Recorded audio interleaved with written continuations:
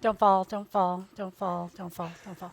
Okay, because that would make you guys feel really, really good about yourselves, but me not so much. Okay, so I have this quote by someone that you've probably not heard of. Um, and here's the thing. Um, I hear often, like I am a salesperson. I was made to do that, which is interesting because I've spent the last 6 years in marketing, but I'm great at marketing because I've had tens of thousands of one-on-one encounters, repetitions with people, and I know what works and I know what doesn't, and I know what they listen to and I know what they don't. And I know the secret shame and fear they have that holds them back from making changes. And you get that by going through it a whole bunch of times. But I hear business people often, especially in marketing, say, I know people say that works, but I don't want to be salesy. Here's my challenge for you. Be salesy. Sales is what is the engine that fuels business. Thank you, Elizabeth. And if I'm just telling you, if you don't have revenue, you don't deserve to be in business. People say they want to be in business to give. Make money and give it. You don't get to grow organizations. You don't get to grow people. You don't get to grow as a business. It's earned, and it's earned through revenue. So we're going to unashamedly be salesy. Because to me, what people are afraid of is being seen as someone who's a con or who fools people. That's not sales. That's fraud. Sales is a very noble thing where you help guide people on a journey that they need. And when you take someone from not knowing or knowing they need something to being able to say, yes, I want to do that, or no, I don't, I think it's one of the most noble things in the world you can do. Thank you. And I believe every thriving enterprise needs a high-ticket offer. Why? Well, we like things, we like courses, we like giving people knowledge, but there's a problem with that. Early in the 90s, when I started selling high-ticket coaching on straight commission, which led me to running my own company. I had 250 straight commission salespeople. If ever you want to arm wrestle over what's harder, what you're doing or that, we can do that. But the problem with things and courses and knowledge is we really suck at holding ourselves accountable. And so does everybody else. And so coaching came along to solve the problem of anybody know the penetration rate of books and courses, completion rate? It's 3. So if you want it to be 90, 95, 100, you add accountability. That's called coaching. Coaching is very expensive. It's a high ticket. Masterminding is a high ticket because you're not going to spend this weekend by yourself in a room masterminding. You're just not. We have to have these external things that hold us accountable. Okay, so I'm going to share with you the most important principles I learned from running high-ticket sales teams and doing it myself, and they apply to life and they apply to your business. The first and most important is your commitment to a yes or a no. And I'm not talking about the forced commitment on someone else for a yes or a no. So let me tell you how that looks badly. Mike, we're going to have a conversation today. And at the end of that conversation, I'm going to need you to give me a yes or a no. Is that fair? I think that's stupid. But a lot of people do it. I'm talking about your commitment to a yes or a no, not forcing it on the client. If you're committed, you'll guide them to that. So early in the 90s, I'm on the phone, I'm selling high ticket. There were people around me that were making 6 figures, and they were not more attractive than me. They were not smarter than me. Some of them were really stupid. One of them wore bunny slippers, and I would walk by and I would be like, that person makes $150,000 a year, which in the 90s, I mean, 91, that's when I started high ticket. I'd be like, if they can, right? And it motivated me, but I kind of had this like $75,000 ceiling, which we'll talk about in a minute. So I'm a little bit stubborn. So I made a decision and I went and bought a poster board and I wrote on it, sign up or hang up, and I hung it on my cubicle. And I launched a 90-day sign up or hang up campaign. I was committed to a yes or a no. And I did it. Like, it got to the point where it was a thing. I worked in an organization with hundreds of people, and it was back in the days when you could pick up a phone and monitor another agent, and there'd be people over in the corner around the speakerphone counting how many times, like, will that be Visa, MasterCard, American Express, or Discover, right? But I will tell you what I learned the most about sales in that 90 days, because I couldn't take any excuses. I couldn't take, I'll think about it, because you call me tomorrow. I couldn't take, I need to talk to my husband. I couldn't take, I don't have the money. I couldn't take. And what I learned is, it's either yes or it's no. And I learned that people will actually stay and talk to you kindly way longer than you think they will. I'd get to the point, I finally got to the point in self-defense, I'd go, well, we're kind of to the point that it's a yes or a no, because I just got sick of talking to them, because I couldn't hang up unless they bought or hung up on me. I don't think I'd go to those extremes anymore. I've figured out some things that make it so I don't force them to hang up on me. Any guesses what happened to my sales during the time that it was sign up or hang up? They doubled.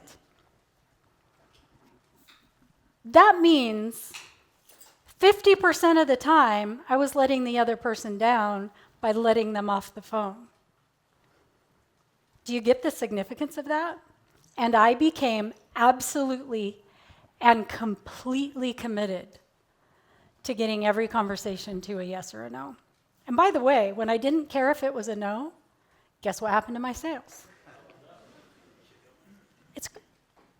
I would say, well, sounds like you're trying to say no and you don't know how. Do you know what they would say? No, that's not it. And I'd be like, oh, crap, right? And people have this huge inability to say no, and it's ingrained in us. And again, I think it's a service to help people go, yeah, I really need that, or nah, I don't really want that. We're all thinking of like all the things people say, right? Maybe later, I don't know, it's not the right time. Second lesson, questions are superior to answers. We think telling people what we know is sales. It's not. It's called hubris. Every single thing in life, usually, a question is superior to an answer. A question is superior to the bit of knowledge that you have. Interesting, why do you say that? Why is that coming up for you? There's an old-time story in sales training. And by the way, this has said 37 minutes the whole time, so I'm just going to keep talking.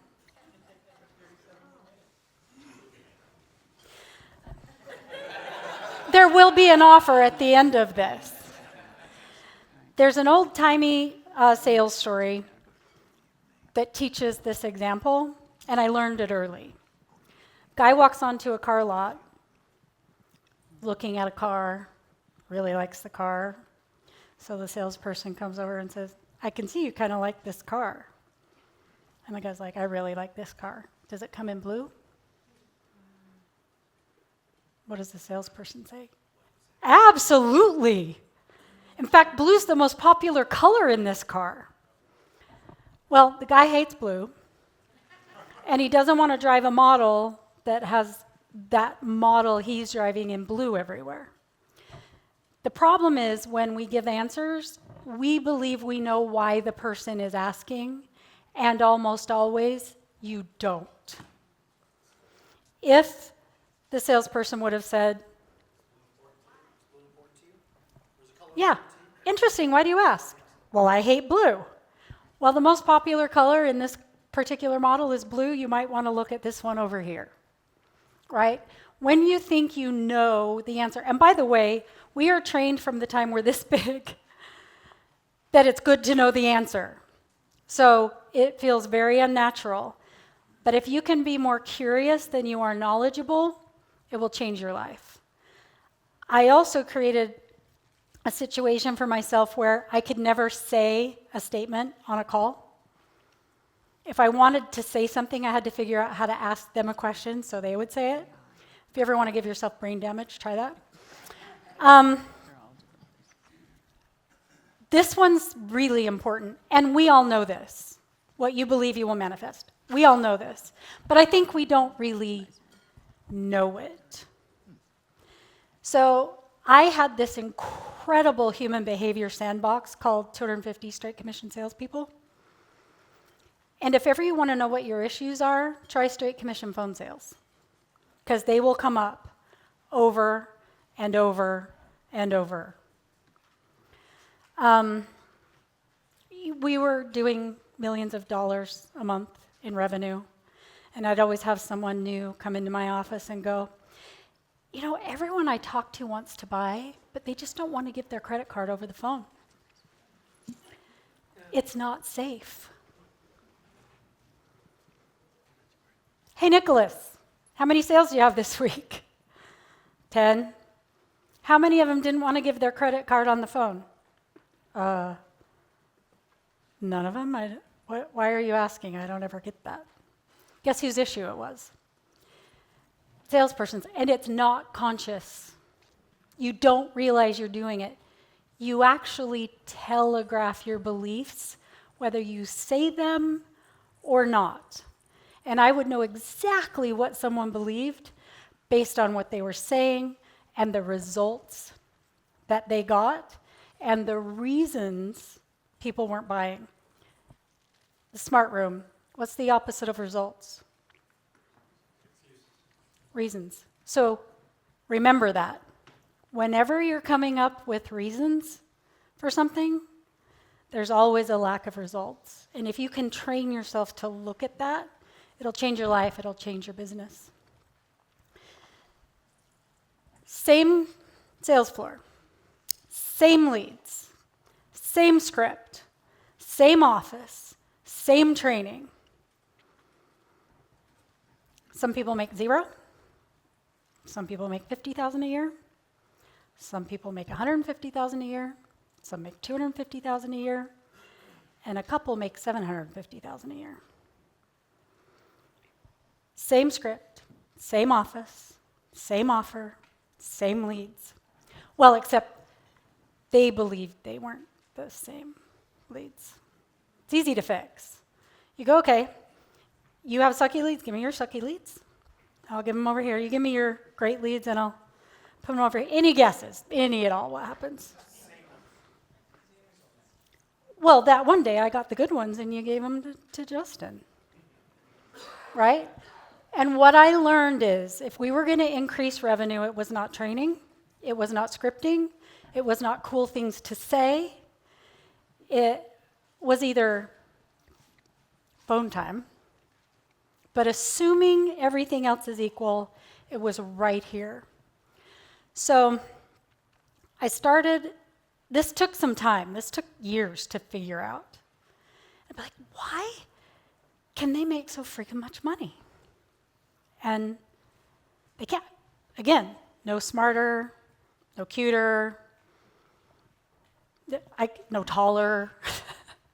And I realized we have an unconscious income ceiling. And I learned this, I finally got the clue when probably like the 8th or 9th woman came into my office and said, I don't know what I'm doing. They would come in, by the way, and set a record. They'd make $25,000 in a week. Never done it before. Maybe didn't ever make that in a year before. And the next week, 0. I don't know, I don't get it. Like, I'm doing the same stuff. I have the same phone time. I'm following, like I'm doing everything the same, which is the truth. But if we took an average over time, so what would happen is they would overshoot what they believed they were worth, what they believed they should be compensated, not consciously, by the way. There's some programming. For this work, I should get paid this much. For my being, I should earn this much. Because I will tell you, money has an energy to it, and some people can't hold more of it. But I figured it out when one day I finally said, how much does your husband make? And she went, 80,000. It's not conscious. Her subconscious knew that if she made more than her husband, it would change the dynamic in the relationship, and she was afraid, not consciously. It's a subconscious thing, and we have those stories and those beliefs, and we all have an income ceiling. Do you want to know what yours is? Short of selling a business or an asset, what's the most you've ever earned in a year? And I don't mean revenue.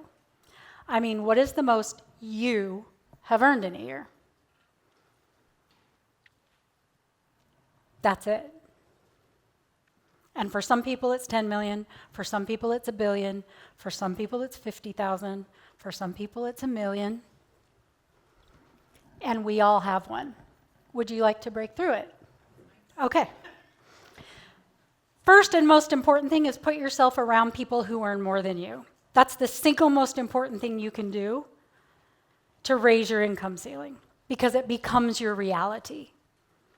And your brain does stuff like, remember I told you questions are superior to answers? Did you know your brain must answer every question you ask it? So don't ask it stuff like, why am I so stupid? Why can't I be on time? Because your brain will answer for you. It's a miracle. But you hang around people who make more money than you, and you go, and I don't mean pretend to make more money than you. I mean, they make more money than you. And your brain will do stuff like, how do they make so much money? They make it look so easy. How is it so easy? Your brain will naturally start doing that. It's the single most important thing you can do. Second most important thing you can do that I have found is read, listen to, swim in The Science of Getting Rich by Wallace Wattles.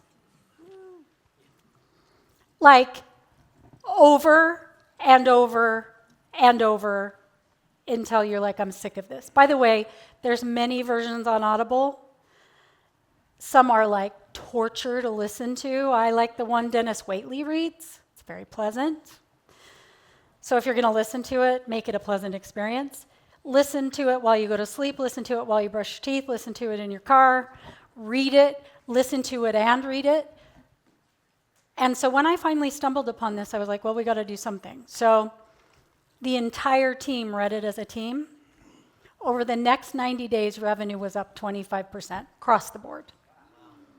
There's no training, there's no gimmick, there's no scripting, there's no cool comeback that has that kind of result. And by the way, it dipped a little, but it still stayed about 20% up. If you can raise someone's unconscious income ceiling, they will raise the revenue in your business. When I interview salespeople, I always ask, what's the most you've ever earned? Notice I didn't say make. What's the most you've ever earned? And if they say 40,000, I don't hire them. Not because they're not great, but I know we're going to have incremental success. And I'm really powerful. I cannot fight someone's subconscious. It's really tough. Okay. In your business and in your life, if you can make every negative a positive, so I learned this in sales presentations, if there was ever a negative that was going to be in the process, I learned to make it a positive in the presentation. So, and you can do it with anything. Interestingly enough, I learned this from my CTO. I'd be like, Albert, the network's down, and he would go, awesome. You know, the video camera's all burned up. Awesome. And he wasn't being sarcastic. And so people would say stuff like, Sounds like this is going to take a lot of time. Isn't that great? They don't have a defense for that when you agree with them. That's one of the best parts of what we do. Don't you hate it when people promise you big results for a little amount of time? There's part of you that knows that's bullcrap. Yeah. Now it's not, if you buy their belief that what you're saying is negative, you're done. But it's always a positive.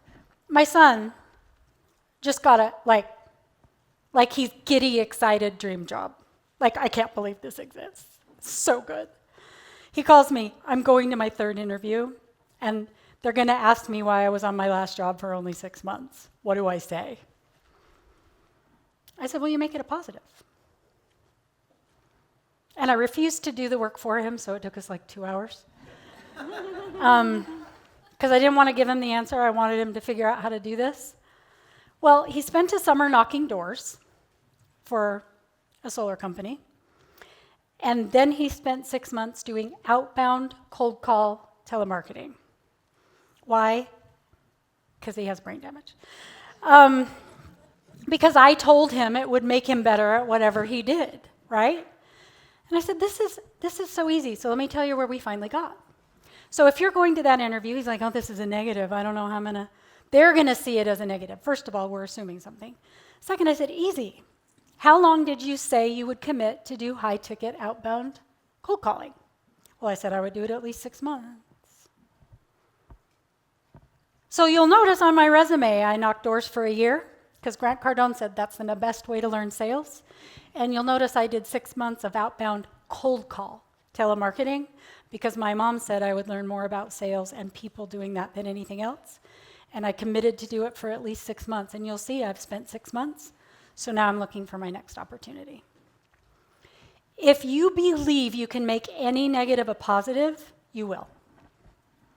You just have to ask the question. Here's why sales is so great, especially straight commission sales. There's a scoreboard. Back in the day, it was literal whiteboard. There were people who professionally took graphic tape and lined them, so you could, and you'd get the whiteboard mark, you'd be like, got one, right? You always knew where you stood. There's no, well, the refs were unfair. The leads are bad. Look, you got it on the board or you don't. And you rank or you don't. And I think in a lot of things we forget that that's crucial. You know who you are, you know where you stand, you know where you need to move at all times. You know how many dials you made, you know how many phone hours you have, you know how many dollars you have on the board, and you know how much your paycheck's going to be or not. This is crucial for life. This is crucial for your business. If you don't have a scoreboard and you don't know everything going on in your business to the level of a straight commission salesperson, you're not going to get as far as you could. Make sure what you do has a scoreboard where it's easily understood where you stand. And in the words of Jim Rome, not Jim Rohn, scoreboard. Okay, so here's how and why to add a high-ticket offer to your business. By the way, I've had people say this to me, but high-ticket sales are so hard now. They're harder than they used to be, right? The economy. Guys, what's the opposite of results? Oh, okay, you got it. People are spending insane amounts of money. And if they're not spending it with you, there's some things you need to change. Let's look at why high-ticket sales are booming. Let me show you some proof. By the way, every business that's great has high-ticket sales. Chick-fil-A. Don't know if you go there. Some people love it. Some people hate it. Don't know what's your average ticket when you eat at Chick-fil-A? $10? 14? Per person. Yeah, and if I get the diet lemonade that day, right? Can you go to cheaper options? Yeah, but They have the longest line, I swear. Do you know that Chick-fil-A has a mid-ticket offer? Chick-fil-A has a mid-ticket offer called catering, right? Did you know Chick-fil-A has a high-ticket offer? It's called a franchise. Every great business has a high-ticket offer. Now, I'm not finding any shortage of Chick-fil-A's around. And they range from $585,000 to $3.3 million to open. That money's coming from somewhere. So the question you need to ask yourself is, why is someone putting that much money into a Chick-fil-A franchise? And by the way, on their site, right there, while it is an exceedingly rewarding opportunity, it does require long hours and leading a team of mostly young, hourly paid employees. It's not for those seeking passive financial investment. It's called a pre-qualification. If you don't have one, add one. Cost of, whether you like him or don't like him, these are facts, $50,000 to $100,000 for a single person to go to a VIP dinner with President Trump. But let's remember, in your business, they have no money. Right? And by the way, $50,000 can get a couple in the door, but no VIP seating and no interaction with the president. $50,000 to sit over here. So why would people do that and not give it to you? Perfect question. St. Jude's, near and dear to my heart. Here's their low ticket offer. $1 a day. Why would people do this? Great question. You should keep asking it. What's their high ticket offer? I don't know. How about a wing? Right? This is all happening right now in our society. Money is flying everywhere. Back to high ticket sales are hard. People don't have money. People are saying no. So I happened to start this career for a $10,000 program in 1991. Did you know I was so ignorant back then I didn't know we were in a recession? And I had my first six-figure income year in a recession where nobody had money. Do you know how many recessions and people don't have money I've been through since 1991?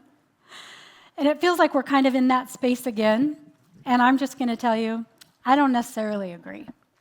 Okay, so what's the key? The key is understanding the psychology and how you frame sales. The reason I have a gold chain here is this is where I absolutely learned this lesson. I was at an event, kind of like this, only like 500 people in the room. You know, back in the day where a guy would get up, pitch on how to make money in real estate liens, right? And if you wanted to learn how to be a billionaire in real estate liens, there was a program at the back of the room. And it's only $797. And if you want to get it for $597, you need to go now.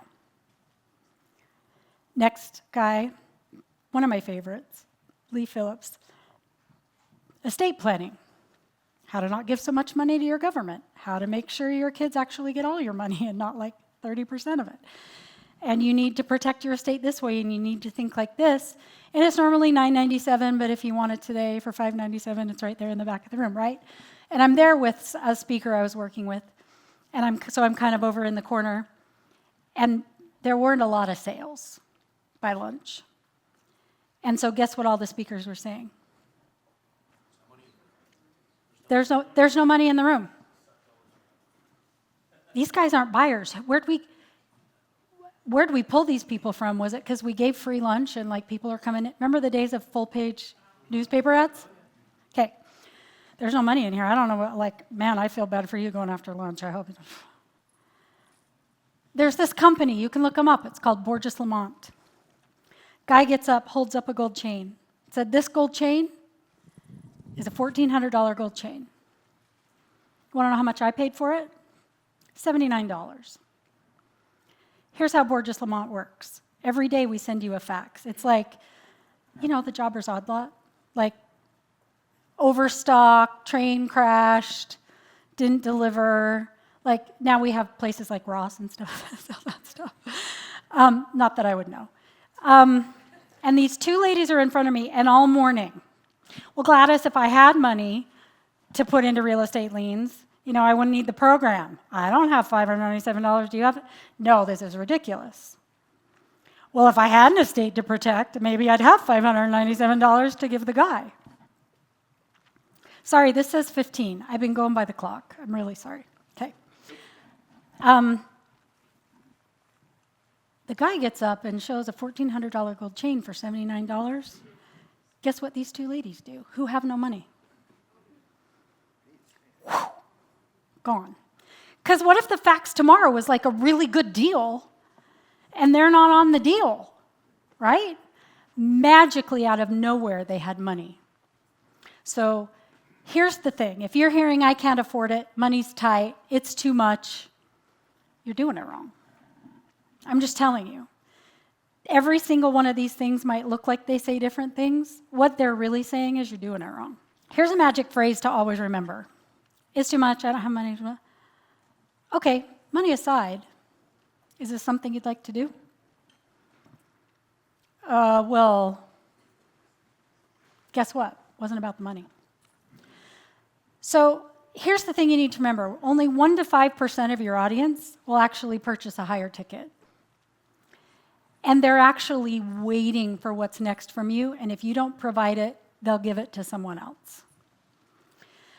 So if you're gauging the majority of your audience who says no or that's too much, they're right. This isn't for the majority of your audience. How many people in the Chick-fil-A drive-thru, how many buy franchises? But there always are some who are. So just think in your head, it's cut off. This isn't for everybody, and that's okay. I'm only looking for this kind of person. Okay, so here's probably the most important questions you're not answering for your customer, either by not having a high ticket offer. And by the way, I'm assuming you're giving great value, okay?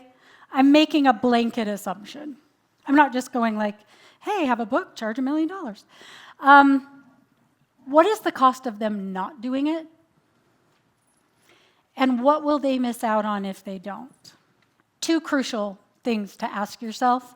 This is what the customer wants to know. The key, and if you don't remember anything else from what I said today, remember this. It's a little sales technique, by the way. It is not about what it is. It is about what it does.